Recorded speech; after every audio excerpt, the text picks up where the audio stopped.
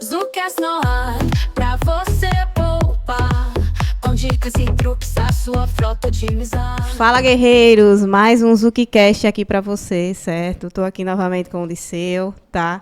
Me chamo Rayane, hoje a gente vai trazer um tema bem relevante aí para a gestão de frota, então vamos abordar a importância da legislação, a importância do gestor ele adotar boas práticas, né, que vai influenciar no trânsito urbano, né, de modo geral.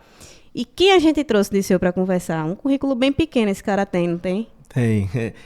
Mais uma vez é diferenciado, né? Os convidados aqui sempre são diferenciados, né? E esse não poderia ser diferente, né? Ele, servidor de carreira do Detran, atualmente faz parte do Conselho Estadual de Trânsito, está como presidente da Comissão de Mobilidade Urbana lá da OAB e por aí vai, né? Por aí vai. Não fale tudo não, porque senão, né? Vou deixar até... Porque assim, não vou deixar não, porque se deixar aqui, a gente passa uma hora aqui, porque o currículo do homem é... Quem entende de trânsito, de lei, tudo é ele, viu? Estamos aqui com o nosso amigo aqui, né? O Dr. Jadilson Vasconcelos Gomes. Isso. E aí, meu amigo, me fala um pouco aí quem é Jadilson e tudo. Conta aí um pouquinho pra gente aí. Primeiro, queria agradecer, né, o convite. Né? É uma satisfação imensa participar do podcast. É um podcast que já tem uma certa fama aqui no estado, né? Todo mundo que é da área fica, eita, quando é que eu vou para o podcast falar sobre mobilidade urbana?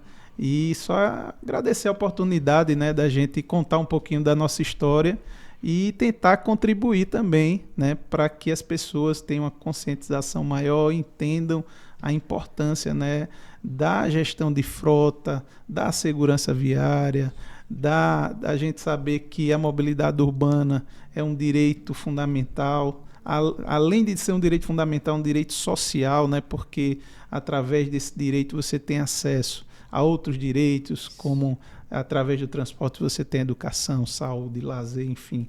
Todos os outros direitos, ele acaba sendo um instrumento para você acessar esses direitos. Então, assim, falando de coração, eu quero agradecer essa oportunidade e que possamos ter um bate-papo bem descontraído e que a gente possa somar. Não, com certeza. Nós que agradecemos aqui a honra de ter uma pessoa com conhecimento tão grande como é o seu aqui, compartilhando essa experiência, não só conosco aqui, como com todos que estão nos assistindo via YouTube, Spotify, pela Amazon, pela Apple, e assim sucessivamente para os canais. É isso. E aí, a primeira pergunta aí. Vou começar com uma fácil, né? Assim, já para ir devagar, vamos com calma, né, Jadilson? Me diga uma coisa aí, com toda a sua experiência, né, no Detran também, agora como presidente da Comissão de Mobilidade da OAB, como é que você enxerga, assim, qual a sua visão da importância do gestor de frota para o trânsito mesmo viário, para a mobilidade urbana da cidade, do estado? Qual a importância do gestor, realmente, o gestor de frota, né? Sobretudo, assim, é a questão da visão, né, técnica do transporte, né, porque a tecnologia ela vem avançando muito, né? Hoje as ferramentas elas estão aí para que a gente tenha um trânsito muito mais seguro e a gestão de frota, o estudo da gestão de frota ela foi se aprimorando ao longo dos anos, né? E sempre alinhado à tecnologia.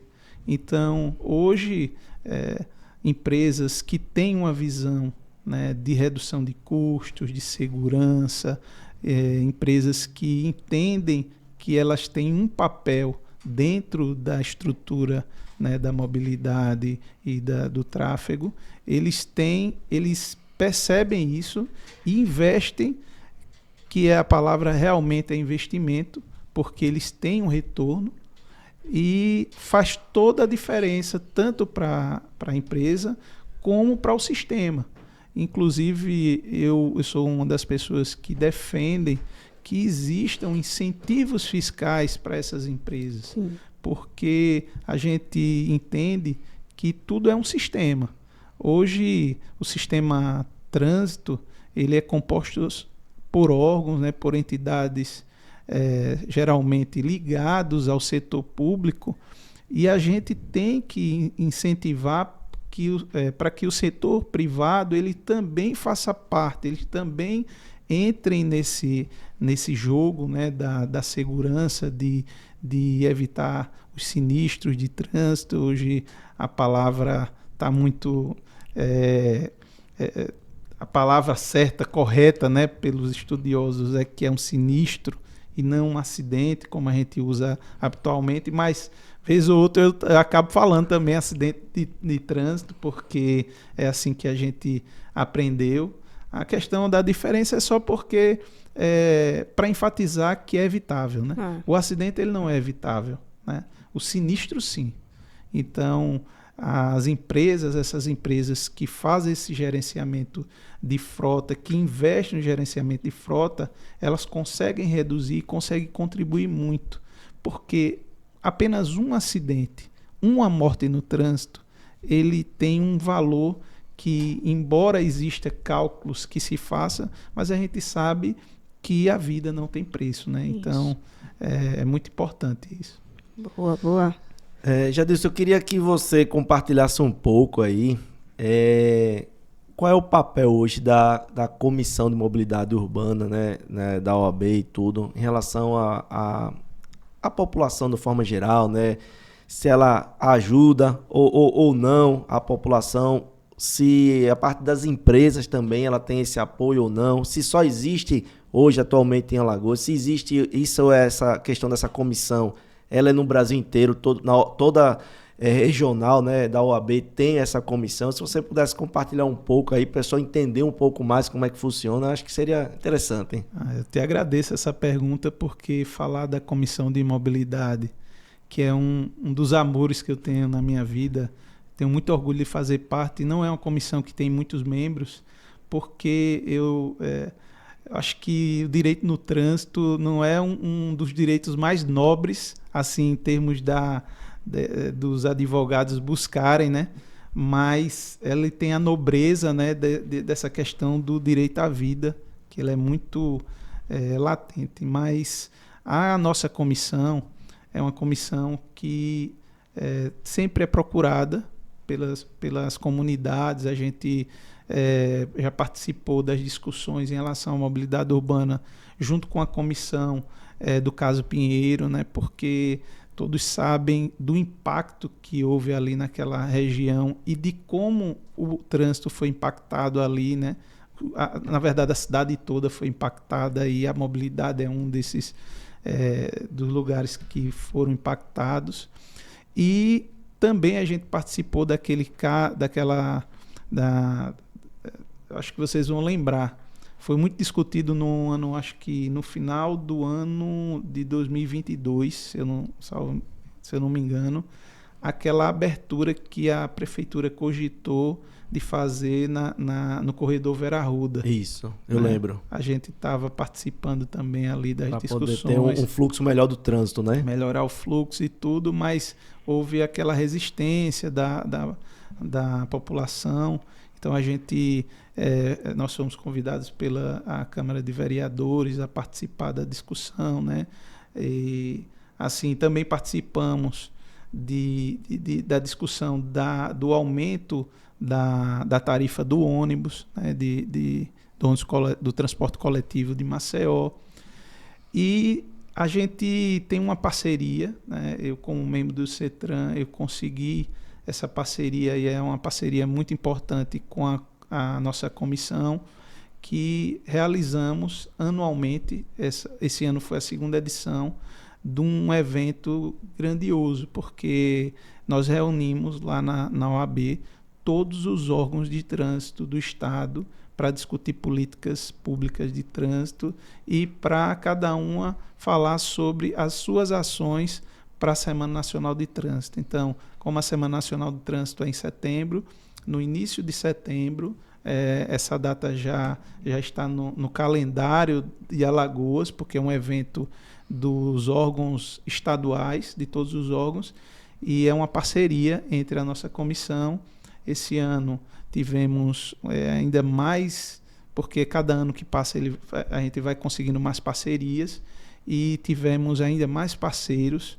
Isso foi muito bom para a discussão, porque foi trazido discussões, inclusive a gente teve a presença de um membro do Conselho Estadual de Trânsito do Mato Grosso, que o Mato Grosso hoje é um dos poucos estados do Brasil que conseguiu que todos os municípios ele fosse integrado ao Sistema Nacional de Trânsito, ou seja, que eles tivessem o seu órgão municipal de trânsito. Não sei se vocês sabem, mas aqui no estado de Alagoas apenas 19 municípios dos 102 eles estão integrados ao Sistema Nacional de Trânsito. Não sabia. Para mim eram todos. Era assim, na realidade, eu acho que todos os municípios no Brasil eles eram integrados. Era para ser, né? A lei diz isso, mas não é bem assim. Então, a gente vem trabalhando, a gente faz sempre reuniões com esses gestores e mesmo com a equipe pequena a gente tem feito muito, mas a gente pretende assim, avançar ainda mais nessa próxima gestão, se tudo der certo e a gente continuar. A gente já tem a procura dos agentes de trânsito que querem fazer um grande evento a nível de estado com todos os agentes de trânsito.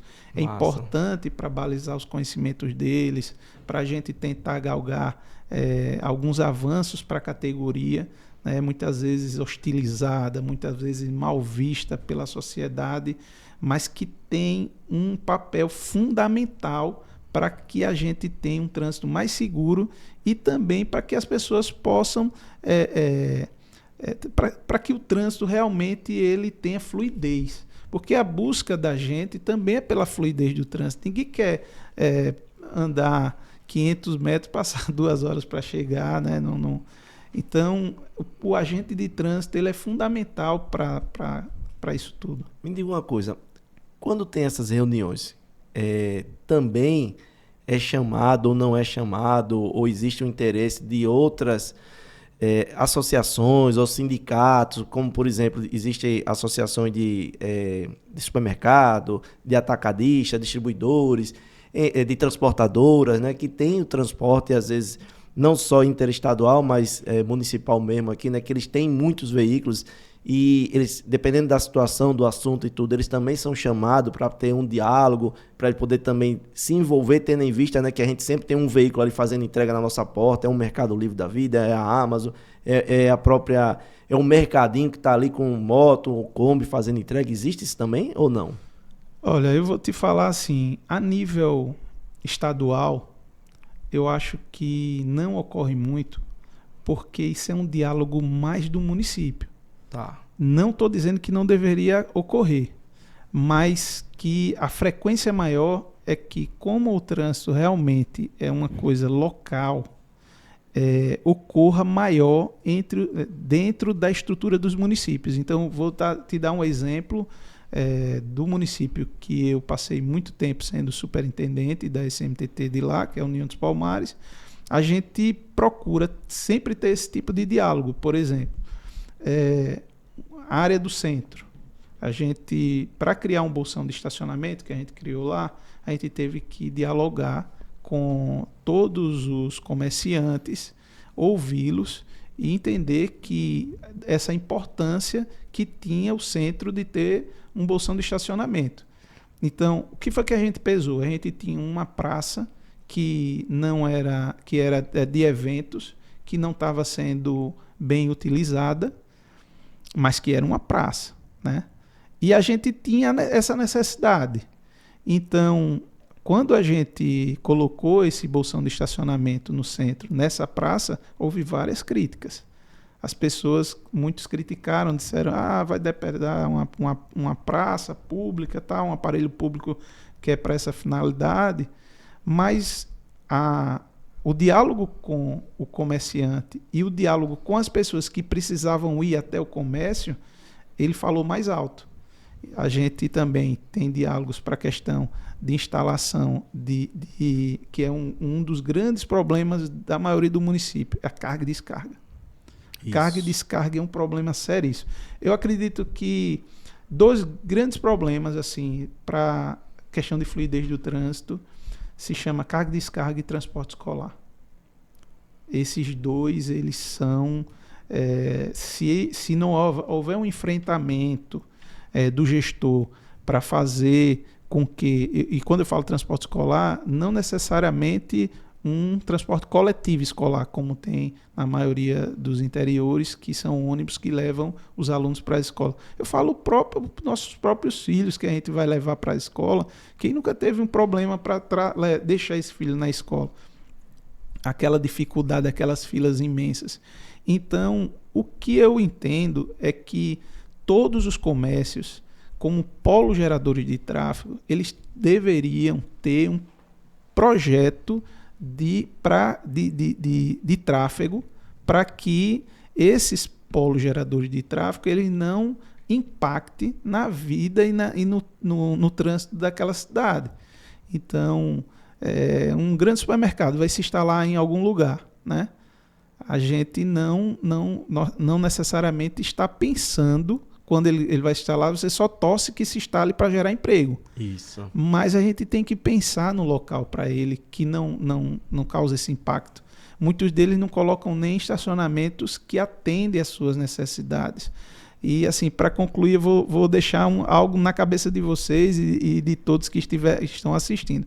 Está se falando, e acho um grande projeto do governo municipal aqui de Maceió, de fazer lá no centro. Eles compraram o antigo prédio do INSS, não falha a memória, lá do centro, e vão fazer todos os órgãos que não têm sede própria, pelo que eu estou sabendo, vão fazer eles têm tipo um centro, né? Um centro administrativo, né, do município. A priori você entende o quê? Que lá você vai ter acesso a tudo, de lá você vai resolver facilitar a sua vida. Vai facilitar a sua vida, vai resolver tudo. Bom, né? Mas o centro, como um polo gerador de tráfego, será que ele seria a melhor opção, a melhor né? opção? Né? Porque essas pessoas vão estacionar onde? Se a gente já tem todo o problema do centro com o fim que não tem VLT, mas tinha um ônibus, né, que levava, né, o pessoal de Rio Lago, muita gente daqueles bebedouro por ali que trabalhava, e você tinha um acesso melhor para o centro, que as pessoas tinham num valor melhor. E agora, com esse outro polo gerador de tráfego, como é que vai ser?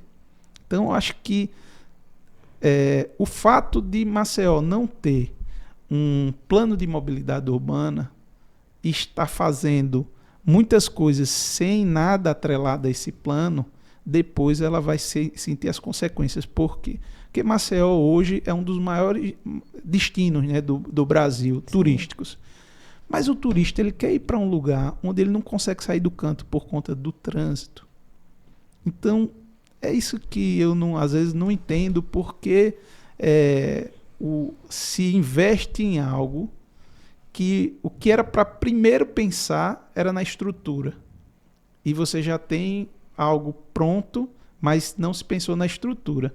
Então, para que Maceió continue crescendo, pujante, tem que pensar em trânsito. Se não pensar, vai. Mas isso é algo comum de várias, acredito eu, de várias capitais, de vários municípios, né? Eu vejo acontecer isso lá em Fortaleza também. Dentro de Salvador, né, dentro de Recife, né, as maiores capitais do Nordeste, tudo a gente vê. Eu acho que falta um pouco mais dessa questão desse cuidado, desse zelo, né, dessa atenção aí da mobilidade, né, de uma forma geral, né? Verdade. No Brasil todo tem essa problemática e Maceió não é diferente, como também outros lugares. Os interiores, eles ainda não estão tendo esse problema tão sério, mas a gente já começa a ver, por exemplo, São Miguel dos Milagres, aquela rota dos milagres. Se não houver um investimento em mobilidade ali naquele local, por mais lindo que seja, vai chegar um momento que a gente vai ter dificuldade com o turismo lá. Inclusive, há uns anos atrás eu estive lá conversando, né, me convidaram para a gente ir lá para dar uma orientação, e a gente percebeu, a gente fez um estudo lá, a gente percebeu que há soluções. As soluções de mobilidade, ela existem. Agora tem que ter um enfrentamento, tem que ter o diálogo. Então o comerciante ele tem que entender que ele vai perder uma vaga de estacionamento, mas aquela vaga de estacionamento que ele perdeu, ele ia perder muito mais sem ter o turista lá. Então, o que adianta eu ter a vaga e não ter o turista? Que ele vai correr porque ele não vai conseguir andar daqui para... Entendeu? E às vezes gera muito mais renda você tem um bolsão de estacionamento em determinados lugares que as pessoas vão a pé e andam a pé, porque um outro detalhe é o seguinte: hoje todo mundo quer andar sempre motorizado. Se pudesse, ele entrava na padaria de moto ou de carro, né? E não descia de jeito nenhum. E isso faz com que muitos lugares eles não investam em vitrines. Vocês já perceberam que lugares que as pessoas andam a pé, as vitrines elas são lindas.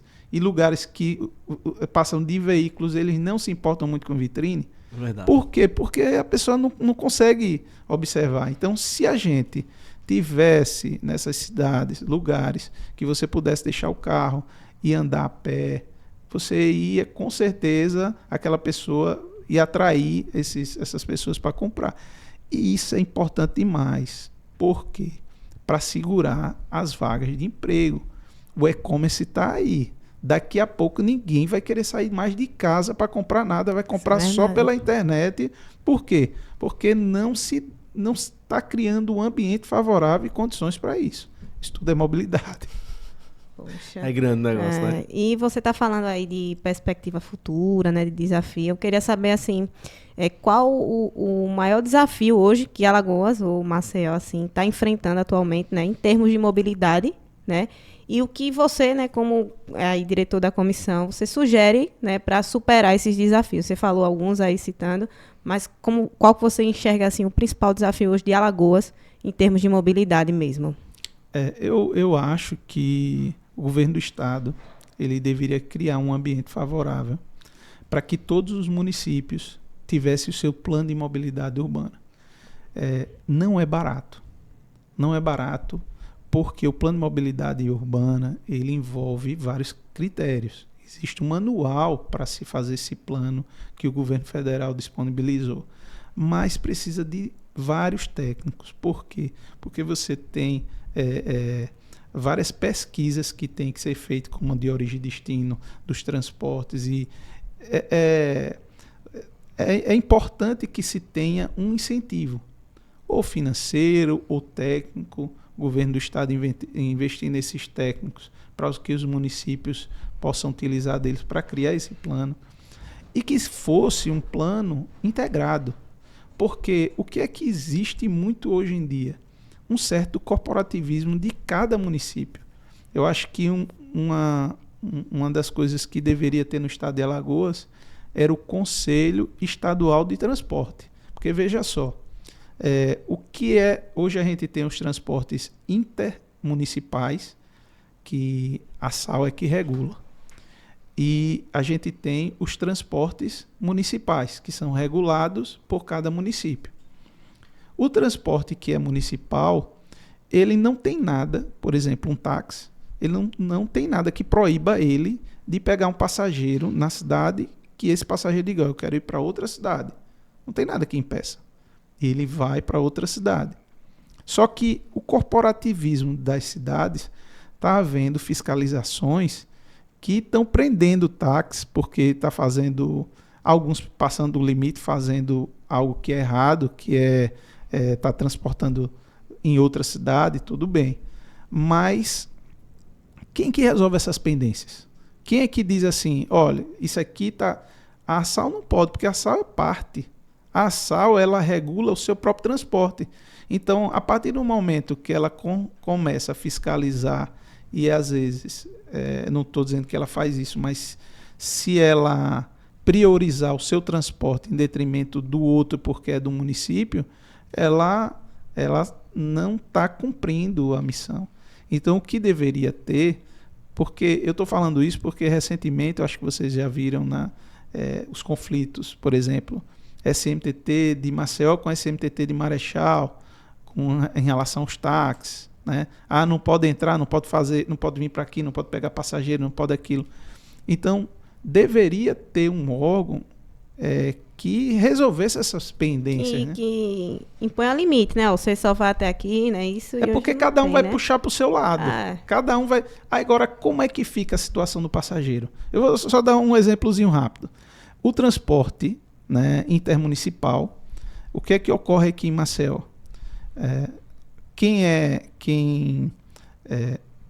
O regulador do estadual, no intuito da rodoviária de Maceió, ela não se fechar, porque ela está num local muito ruim em termos de tráfego, né, de acesso. Para ela não fechar, colocou várias rotas do transporte intermunicipal para irem até a rodoviária pelo um acesso muito ruim e totalmente contrário ao que a maioria das pessoas querem vir a Maceió para ter. Por exemplo, o eixo da Fernandes Lima é onde tem muitos médicos, né? Onde tem muitos consultórios e tudo, centro.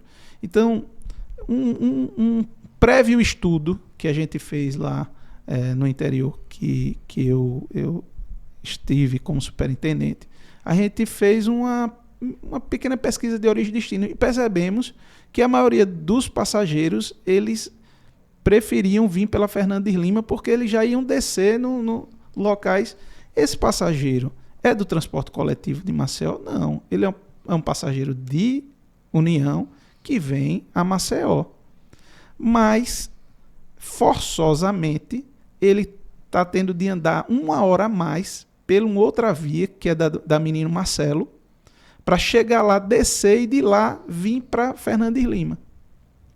Então, perceba que o passageiro, ninguém está prestando atenção no passageiro. Por isso que o transporte particular, que é o transporte por aplicativo, está tomando conta. Porque eles estão mais acessíveis e estão buscando uma rota melhor para o passageiro. Só que essa rota melhor, ela também impacta no trânsito, né? Então, eles não estão ali dentro do estudo de impacto de trânsito para que se consiga melhorar essa fluidez nas rotas. Então, voltando à pergunta, eu acredito que um investimento num plano de mobilidade integrado, não só um plano de mobilidade do Estado como está sendo feito agora, onde vai ser feito uma alça viária, um anel, né, viário, né, um arco viário que o governador, e ele está de parabéns por fazer isso, porque vai melhorar muito, né? Mas tudo isso, quando você melhora as vias e os veículos vão para lá, vão preenchendo. E todo dia está se comprando carro, cada vez mais tem veículos na via. Então, não vai resolver. O que resolve, primeiro, eu acredito que é um plano de mobilidade urbana. A partir de um plano de mobilidade urbana, você vai investir em transporte coletivo.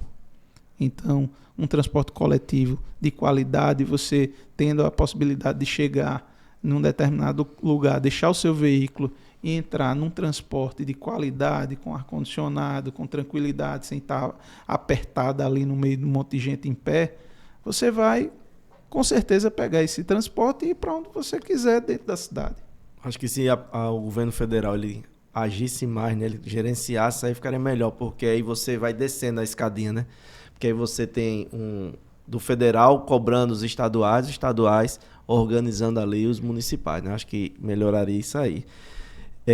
Eu tenho uma dúvida aqui. Você tem não pode. Eu tenho uma dúvida aqui que surgiu, fugindo um pouquinho, mas ainda no assunto aí, me veio aqui na cabeça aqui agora, a questão do sinistro, do acidente, essas coisas todas. E aí, essa é uma dúvida que eu tenho, é o seguinte: existe hoje algumas mudanças, eu tenho percebido, por todo o Brasil aí que a gente roda, uns mais, outros menos e tudo.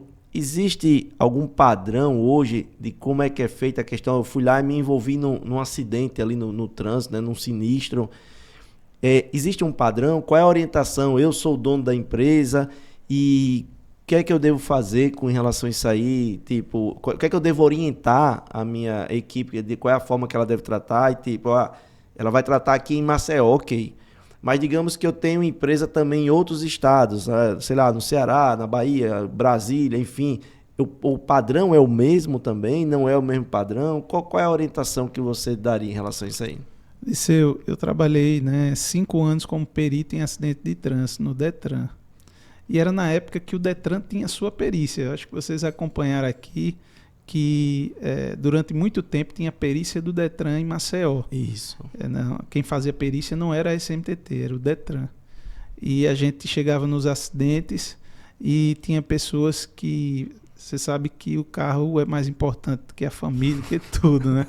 E dizia assim, não vou tirar enquanto a perícia não chegar.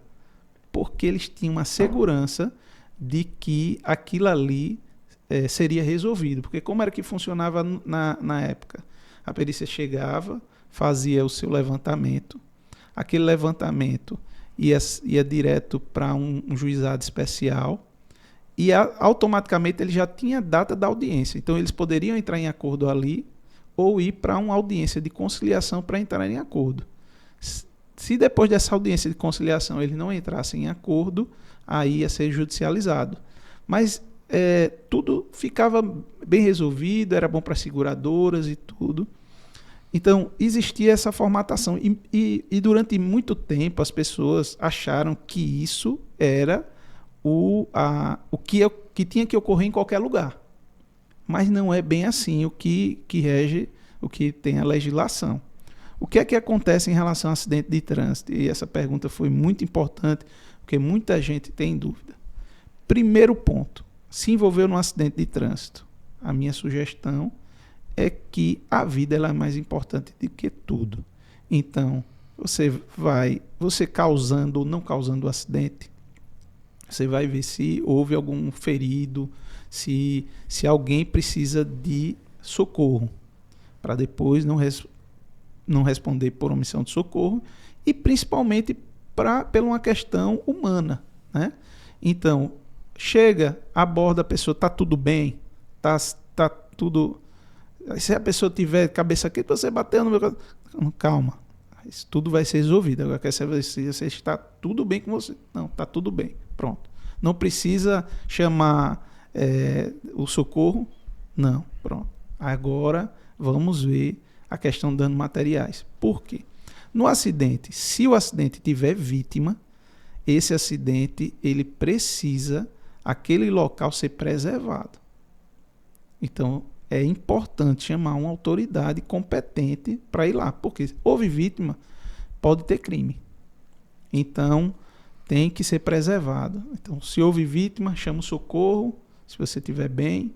Se você não estiver bem e tiver receio de algo relativo à sua integridade física, porque dependendo do acidente, você pode estar num local que alguém venha lhe atacar, alguma coisa assim, você, para resguardar a sua integridade física, você se afasta do local, não precisa se afastar muito, né? O pessoal precisa resguardar essa integridade e chamar o socorro. Dê seu nome na hora que estiver chamando socorro, porque para mostrar depois que vai precisar a boa fé, né? Comprovar que você foi que chamou socorro.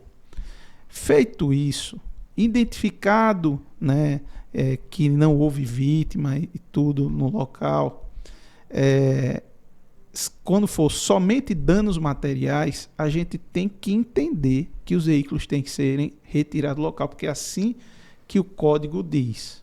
Então, ou seja, se eu estou em São Paulo, se eu estou no Rio, se eu estou em qualquer Maceió, lugar, eu preciso de fato remover o veículo remover do o local. veículo. Por quê? Porque a coletividade é mais importante do que o seu dano material. Ok. Então, você ali naquele local está impedindo todo o tráfego. Então, qual é a nossa sugestão? O mais rápido possível, tira foto ou filma o local do acidente. Principalmente a localização que o veículo que houve a colisão, que é diferente, o ponto de impacto de colisão é diferente do local onde houve o repouso do veículo, porque ele colide num local e ele vai parar em outro. Então, pegar esse cenário, porque ele é muito importante para a elucidação do acidente.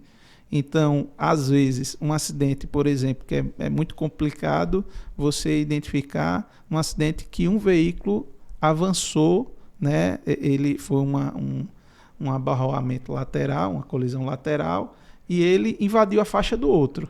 Se eles pararam lá na frente, como é que a gente sabe quem invadiu a faixa de quem? O que é que vai ser feito?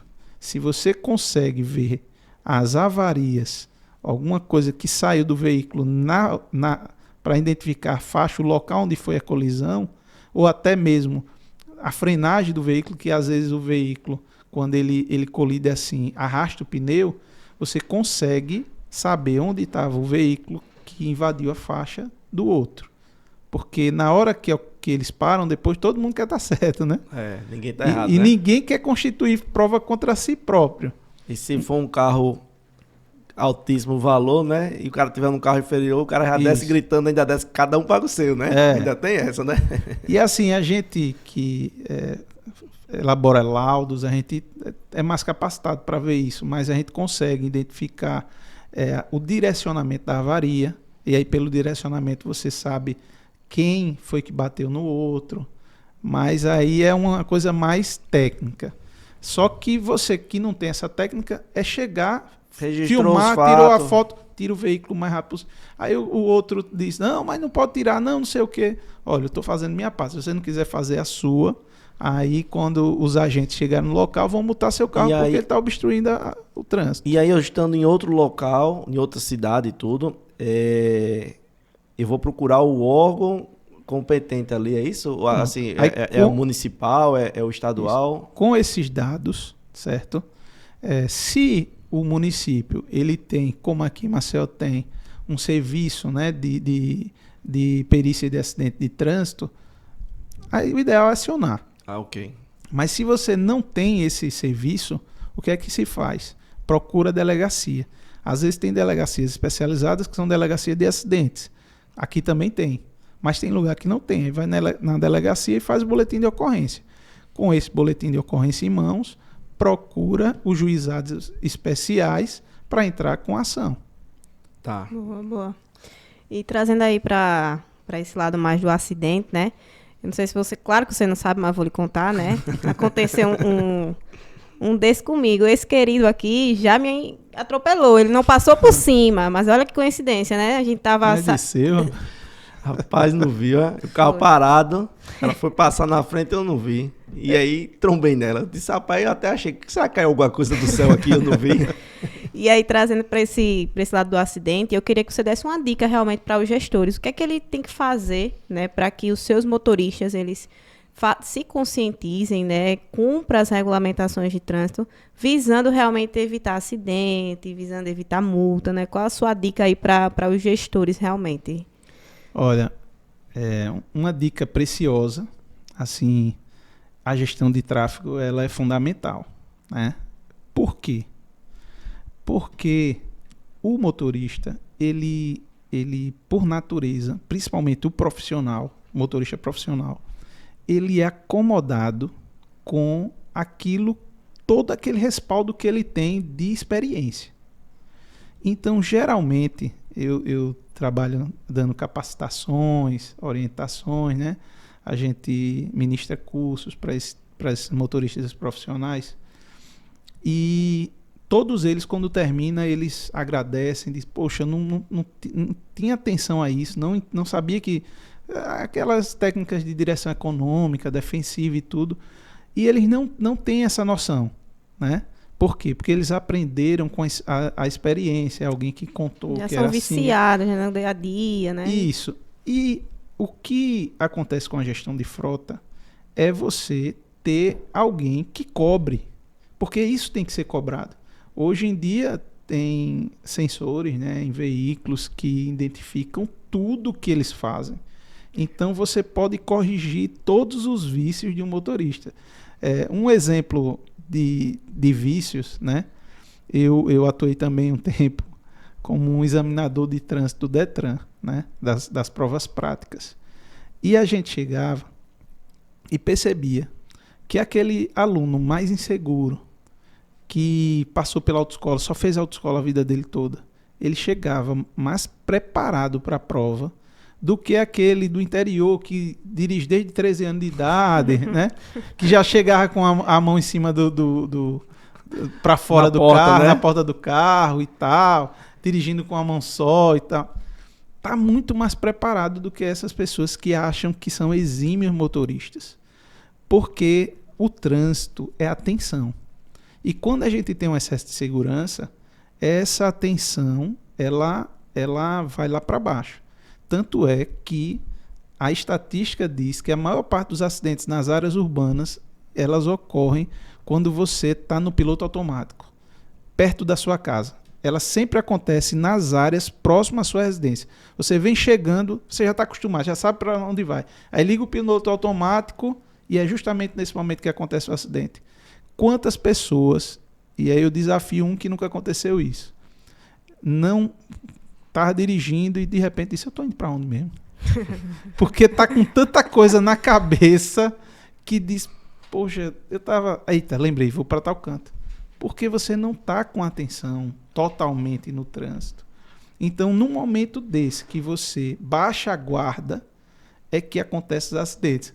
Um exemplo que a gente tinha em acidentes de trânsito aqui em Maceió era aquele ponto ali do Jacintinho, que a gente dizia que era a Índia aqui de Maceió, lá em cima do viaduto. E lá é uma loucura, né? Porque um carro entra por aqui, outro por lá e tal. Por incrível que pareça, nos 5 anos que eu passei na perícia, eu nunca fui um acidente lá. Porque as pessoas têm tanto cuidado de fazer aquela manobra ali que não acontece acidente. Diferente de outros lugares que a pessoa fica mais tranquila e acaba... Excesso de segurança, né? Excesso de segurança. Eu queria tirar uma outra dúvida aqui, você falando aí em motoristas habilitados do interior e tal, e me veio um negócio aqui na cabeça aqui agora, e eu queria saber se é mito ou se é verdade. Existe muito um boato na rua que o pessoal fala, eu fui multado, mas quando virar o ano, aqueles pontos da minha habilitação, ela vai junto com o ano velho, é habilitação nova, ponto zero. É verdade esse negócio? Não é essa questão aí? O que é que você pode nos ajudar? É mito, é verdade? O que é que acontece muito aí? Isso é mito. É mito. Ele tem um prazo, né? Então, ele faz aniversário. Cada pontinho da gente, a gente tem um bolinho de aniversário que a gente bate parabéns para ele. Você dá para fazer mêsversário, né? E quando ele chegar a 1 ano, ele sai, né? É assim que ocorre. Então é por não infração, é a virada de né? ano. Isso, pelo que eu entendi, É, 12 meses, cada infração, né? Isso, você cometeu a infração, né? Em janeiro. É imputada a penalidade, porque tem que, você vê isso. Uma coisa é a autuação e outra coisa é a imputação da penalidade. Você é autuado para você fazer a sua defesa prévia. Ok. Você não fez sua defesa prévia ou ela foi feita, mas foi indeferida, é imputado a penalidade. Pronto. A partir desse momento, aquela pontuação ela está dentro do seu...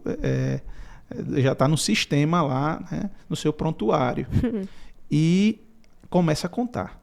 Digamos que ela foi imputada lá em janeiro de 2023. Pronto. 1º de janeiro de 2023. Você saiu, estava lá na madrugada, né, do Réveillon e houve uma infração. Ok.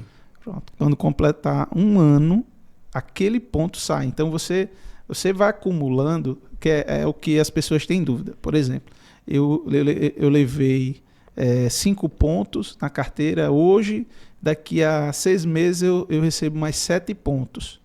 Durante esse período eu estou com 12. Ok. Né? Mas vai chegar um momento que esses 5 pontos saem e fica o 7. Entendi. A cada ano que ele completa, ele sai. Agora me diga uma coisa, você falou aí de defesa prévia. Além da defesa prévia, você pode recorrer, né? Recurso na primeira instância, aí tem um jare, né? Isso. Tem essas coisas para você recorrer, né? É dado todos os direitos, porque todo mundo tem o direito da ampla defesa e o contraditório, né? É um direito universal e que, se não existir o devido processo legal ele não está sendo defendido, a pessoa não está tendo esse direito. Então, primeiro, existe a defesa prévia, que é para casos de vícios mesmo na autuação. Dá um exemplo.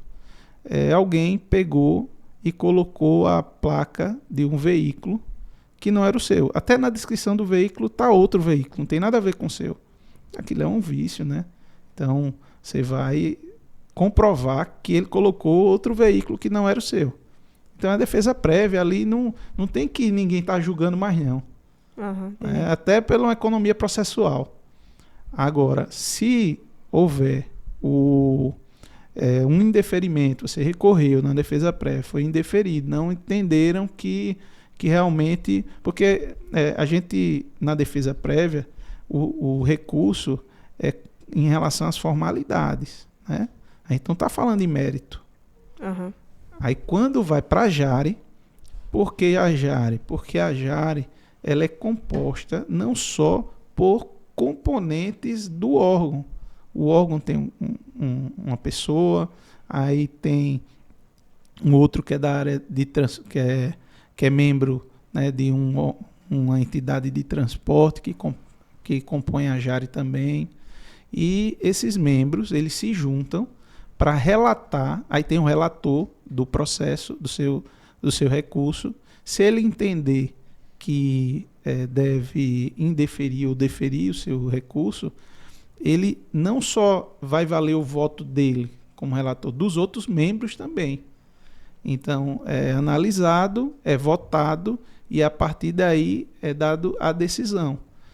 Uma vez decidido, se ainda não ficar ao seu contento, você pode recorrer à segunda instância, que é o CETRAN, é onde eu faço parte. Então, o CETRAN, hoje, além de ser um órgão que coordena todos os órgãos de trânsito do Estado, ele tem essa função de ser a segunda instância para os recursos de multa do Estado todo. Então, recursos de todos os órgãos, né, vão para o CETRAN. Então, ele faz o julgamento mesmo lá. Depois de ali, não tem outra instância, não. É a última. Administrativa. Administrativa. Porque você ainda pode judicializar. Sim, entendi. O CETRAN existe, então, em todos os estados? Todos tem os CETRAN. estados. Entendi. Tá. Boa, boa. E tem representantes de todos os órgãos, de entidades. Então, no CETRAN daqui tem representante da Associação de Taxistas, de médicos, de psicólogos, tem notório saber. Me diz uma coisa, pela sua experiência e tudo, vi que você também tem mestrado aí nessa parte de tecnologia e tal. Você, no seu sentimento, ou na sua visão, enfim, você acredita que a tecnologia que vem chegando cada vez mais aí para ajudar no dia a dia da mobilidade urbana e tudo, né? Videotelemetria, próprio rastreamento veicular, entre outros artifícios, até desde de algo teoricamente falando mais simples, que é o tacógrafo nos veículos, né, para poder gerenciar, ter o controle de quem dirigiu e a velocidade que o cara vinha, etc. Você acha que tem reduzido a quantidade de acidentes envolvendo aí os veículos e até pessoas mesmo? Você acha que isso tem contribuído para um trânsito melhor, com menos acidente, ou não? Ou realmente tem chegado a tecnologia, mas não tem ajudado? A tecnologia, ao meu ver, ela, mesmo com a inteligência artificial hoje, ela continua sendo uma ferramenta. O ser humano ele é muito importante. Entende? Por que eu estou dizendo isso? Porque, por exemplo, ainda tem pessoas que, com toda a tecnologia para nos ajudar, que pegam e compram uma pecinha do cinto de segurança e colocam para que o carro não apite, para não lhe ajudar a colocar o cinto de segurança. Eu costumo não demonizar essas atitudes em relação à segurança viária. O que é que eu entendo? Que são pessoas que fazem parte de uma cultura diferente e que a gente tem que ter um investimento muito grande nas crianças para que essas crianças mudem, porque na psicopedagogia, né, se sabe que até os 7 anos você forma a personalidade do ser humano. Então, se você constrói dentro a personalidade do ser humano para que ele seja obediente às regras, então, com certeza, esse adulto vai fazer diferente. Você pega uma criança e ensina ela que ela, no meio da sala dela, que tem as bancas, né, onde elas sentam, as carteiras, elas entre um e outro, ela não pode botar a mochilazinha dela, porque vai interromper o trânsito das outras crianças. Você evita que seja um adulto que faça fila dupla. Você ensina ela a jogar o lixo no lixeiro. Você ensina que ele não pode jogar pelo vidro do carro. E tem várias formas de você ensinar comportamento, porque trânsito, as irregularidades que ocorrem no trânsito, todas são comportamentais. Eu defendo sempre isso, que é tudo uma questão de comportamento.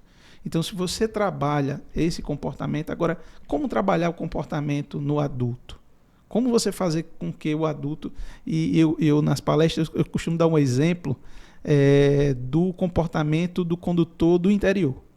Porque são pessoas que eu convivo e nasci nesse meio, e é interessante que acontece muito isso. E quem é do interior vai saber que, né, vai se identificar. Ele sai de casa sem o cinto de segurança, chega na rodovia e coloca o cinto. Aí chega em Maceió, numa capital, que o trânsito, né, é um trânsito maior, continua com o cinto. Só que em Maceió, nessas cidades, a fluidez do trânsito é bem menor, a velocidade é bem menor. E você costuma ver agentes olhando se você está usando o cinto ou não está usando o cinto, porque virou uma coisa tão costumeira que as pessoas já usam normalmente, né? Normalmente. Aí eu digo a essas pessoas o seguinte: olha, eu vou pagar sua multa se chegar uma multa que sem o cinto em Maceió. Se eu disser isso a você passa a não usar, já que você gosta tanto de não usar o cinto na cidade, você passa a não utilizar lá? Não, vou me sentir desconfortável. Então, é algo que está dentro. Costuma-se dizer que o subconsciente, comparar com o iceberg, né? O subconsciente é tudo que está embaixo d'água. E aquela pontinha do iceberg é o seu consciente. Então, dentro do seu subconsciente, é por isso que eu digo, eu não demonizo quem pega e coloca, porque está dentro do subconsciente dele. Então, como é que a gente muda isso?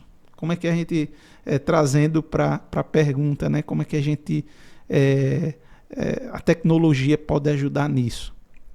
A tecnologia é uma ferramenta, e é uma ferramenta que faz com que as pessoas ajam por padrões. As pessoas gostam de agir por padrões. Se você formatar, que é justamente isso, como a pessoa age muito pelo subconsciente, se você formatar algo e ela começar a fazer daquele jeito, porque se você consegue criar uma cultura errada, você também pode criar uma cultura certa. O exemplo disso, se a lei seca começar a atuar sempre ali de uma forma bem mais presente, você vai criar uma cultura das pessoas a pegar Uber e não querer ir dirigir no seu carro. Por quê? Porque não é porque ela tem a consciência de que se beber pode acontecer um acidente, porque ela não quer a multa, né? Mas com o tempo, ali vai virar comportamento e ele vai agir naturalmente como se fosse uma coisa normal na vida dele. E os filhos que forem vendo isso, eles vão fazer também de uma maneira normal, que nem vão perceber que era por conta de tudo da multa. Porque eles vão dizer, não, normal, eu estou indo porque eu não posso. Eu vi meus pais fazendo, fazendo, quando entendeu? era mais novo. E aí a tecnologia, ela pode ajudar em tudo isso, porque ela ajuda, como eu disse, como ferramenta, a formatar tudo isso. Hoje, essa questão do cinto fica apitando. Você não. Então, por mais que tenha pessoas que coloquem aquele que compra aquela pecinha... O adaptadorzinho lá, né? Tem outros que não fazem isso. Vou botar porque... E aí, quando começa a usar, quem usa cinto de segurança, quem tem o costume de usar cinto de segurança, se sente desconfortável em dirigir sem um cinto. Né? Você acha que tem alguma coisa fora do lugar, você está muito solto e tal. Então, costumes, comportamentos. E a tecnologia, ela é uma ferramenta muito boa em relação a isso. Só o que deveria acontecer era justamente o que eu falei, haver um incentivo maior para que haja uso da tecnologia. Hoje, a gente tem que entender a importância da tecnologia e como ela deve ser utilizada. Porque o nosso receio é que a tecnologia ela comece a tomar um espaço, né, do ser humano. Isso, se ela chegar a esse ponto, aí vai ser ruim. Mas enquanto a tecnologia, e tudo depende do ser humano, né? Tudo depende do ser humano, né? Então, enquanto ela puder estar nesse local que ela está hoje, que é de ferramenta, vai ser sempre bem-vinda. Show. Falando nesse gancho aí do motorista, do ser humano, de máquinas e tudo, não sei se você tem visto e tudo, em algumas regiões, né, até em outros países e tudo, e até aqui no Brasil já tem, em alguns trabalhos específicos, né, veículos que são autônomos ali, né, e às vezes ele é 100% independente, digamos assim, e tem outros que eles são controlados à distância ali, através de um joystick ou algo do tipo, até máquinas agrícolas. Do seu ponto de vista, você acha que isso vai realmente decolar isso aí? Não vai, mas daqui a 20, 30, 50, 100, 200 anos? Qual é a tua opinião em relação a isso aí? Como você disse, eu fiz o mestrado em Direito Público, mais voltado para a área de tecnologia. Então, hoje, essa área de tecnologia, ela é algo que está sendo muito discutido, até na minha área do direito, sentenças, né?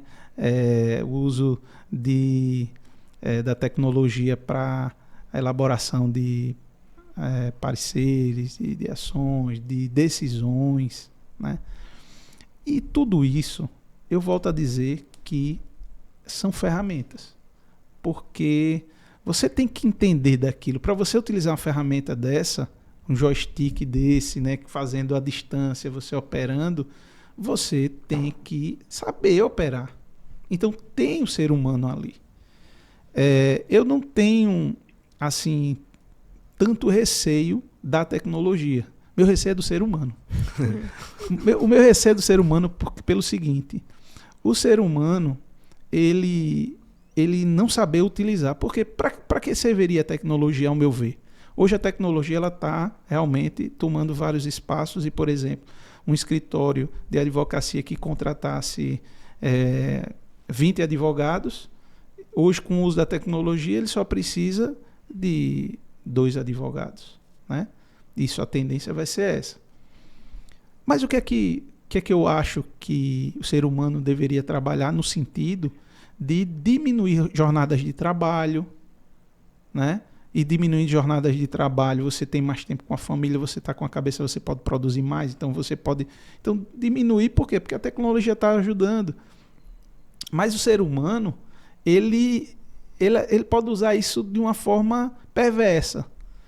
Mas aí ele está se autoanulando. Porque, por exemplo, se o mercado entender que a tecnologia é algo que deve ser investida para reduzir custo, mas quando ele não tiver trabalhadores, como é que o dinheiro vai girar? Como é que essa máquina vai girar? Porque o trabalhador ele precisa receber para ele reinvestir o dinheiro que ele ganha no mercado, né?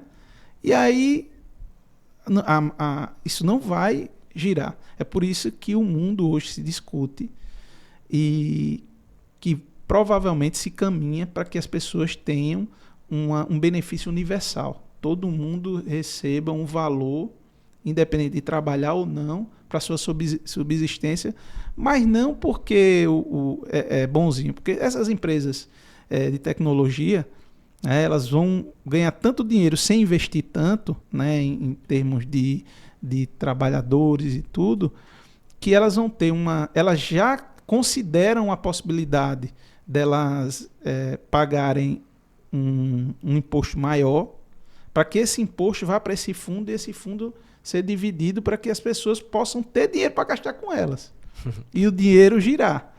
Mas o que eu falo é assim, que se pensar isso de uma forma para que Porque qual seria o pensamento mais racional?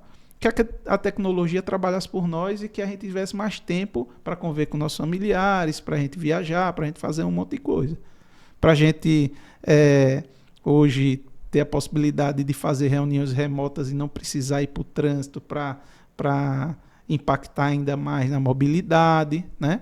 Mas o que acontece é que hoje muita gente usa a tecnologia para se escravizar mais ainda, para trabalhar mais ainda, então tem que ter esse cuidado. Um equilíbrio aí, né? Esse equilíbrio. Boa, boa. E aí, Guerreira? Vamos finalizar? Vamos Queria pedir chegando, uma né? dica, né, a ele antes da gente terminar. Mais uma, né? Dica, eu já dei tantas dicas, meu Deus, não acaba não. Uma dica, assim, para os gestores, realmente, o que é que ele pode fazer, quais as práticas, assim, no dia a dia, né? Vi que você falou muito de treinamento, de conscientização, né, direção defensiva, para realmente melhorar, né, as vias alagoanas, né? E garantir a segurança, né? Porque a ideia do gestor é que seus motoristas saiam, né, e voltem para suas casas, né? Então, o que é que ele pode fazer ainda mais, né, no ponto de vista aí do dia a dia da operação? Como você está falando, está finalizando, eu já ia fazer. Mas o sentimento é esse, viu? Se a conversa, vamos dizer assim, quando ela é boa, o cara não quer parar não, né? E eu falo muito, né? Aí já... Ele vai ter que voltar, viu, Disseu? Tem. Que assunto ele tem, viu? Mas sobre esse ponto aí, eu confesso a vocês que eu ainda não tinha esse olhar, né? Como vocês... quando eu vim, né, fui convidado para vir, eu tive conversas com o Disseu e fui entendendo ainda mais sobre gestão de frota. E realmente a contribuição que a gestão de frota já dá, mas pode ser ampliado para todo esse sistema é fantástico. Então, assim, o que pegando um gancho de um tema que está dentro do podcast, é que a dica é que invistam em gestão de frota. Agora, de uma forma que seja não só o lado financeiro, assim, porque muitas vezes o empresário só vê a redução de custo, né? Uhum. Mas, de uma forma, eu dei um exemplo aqui que eu ia fazer os treinamentos, né, com os motoristas, e depois eles agradeciam, diziam, rapaz, eu realmente aprendi coisas que são novas para mim, eu que estou há tanto tempo e tal. Essas pessoas, elas estão abertas a receber conhecimento. Elas estão abertas a se enquadrarem em novas formatações do trabalho delas.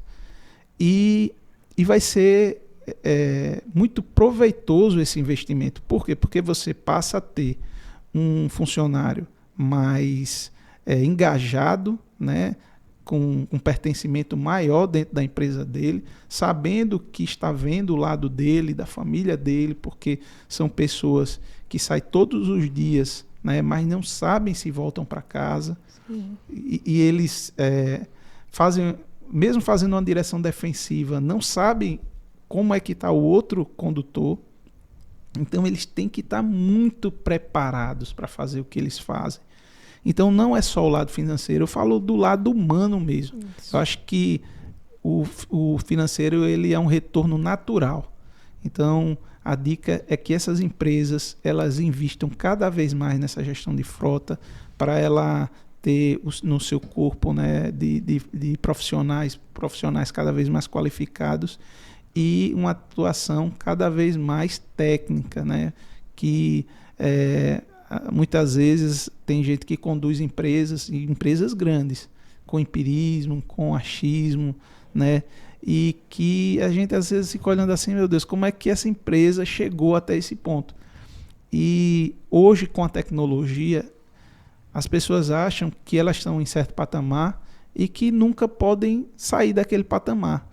Mas está havendo uma disrupção tão grande que a gente só eles olharem do lado e ver a quantidade de empresas que eram fortíssimas e que elas encerraram, né, as suas atividades, e várias estão encerrando atividades e quase todas é porque não estão entendendo que o momento, se você não alinhar o seu trabalho com tecnologia, ela não tem como avançar no mercado. Acho que é isso que você falou. Acho que é humanizar também o processo, né? Isso. Acho que um dos benefícios da gestão de frota, né, Disseu, é você garantir a segurança. Claro, tem muita empresa que vai visar o lucro, sim, mas eu acho que é importante ela humanizar todo esse processo. Não é que o seu motorista está sendo vigiado, né? Com a gestão de frota você controla pneu, você faz checklist de itens de segurança, né, que vai garantir a conformidade aí dos seus veículos. Então, acho que muitos gestores ainda não têm isso em mente, né, se alinhar com a tecnologia. Tecnologia, como você disse, é uma ferramenta, é uma Ferrari, né, mas ela é precisar de um piloto, né. Isso. Então, acho que a gestão de frota facilita muito isso, né, traz esse lado aí mais humano, né, você vai acompanhar o desempenho dos seus motoristas aí em campo, né, isso Disseu.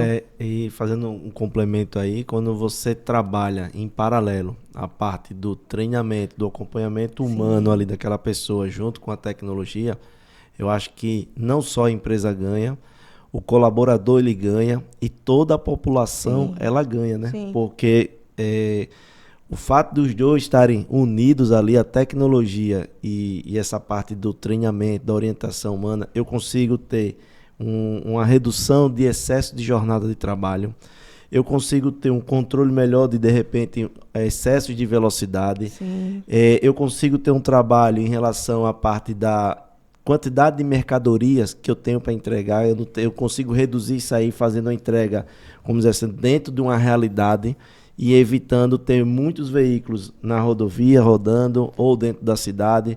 Eu consigo evitar o próprio cansaço, o cara dormir no volante e gerar um acidente e tudo, né? Então, É todo um impacto social que você falou aí. Você falou menos carro na rua, então menos doenças respiratórias, menos emissão de poluente, né? Então é a segurança também, menos acidente, que já vai impactar no SUS, Previdência Social. Então acho que falta ainda, os gestores têm essa noção, né, da gestão de frota, de se fazer. Quanto ela envolve, né? Quanta coisa você se beneficia, né? é uma pedrinha de dominó, né? Uma coisa vai encaixando na outra. Interessante, vai né? encaixando. É um ciclo virtuoso, né? Isso. Porque uma coisa vai puxando a outra e sempre beneficiando Sim. cada vez mais.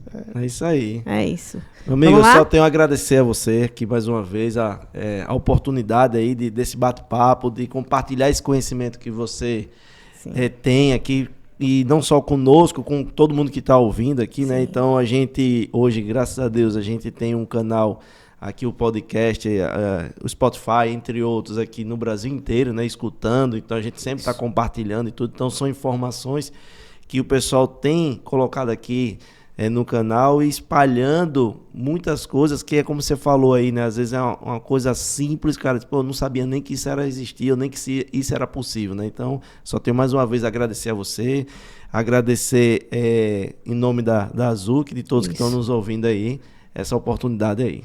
Boa. A missão é essa, né? O ZucCast serve para isso. A gente quer ser ouvido, né? Então, acho que hoje foi bem valioso aí esse dia. Acho que você vai voltar.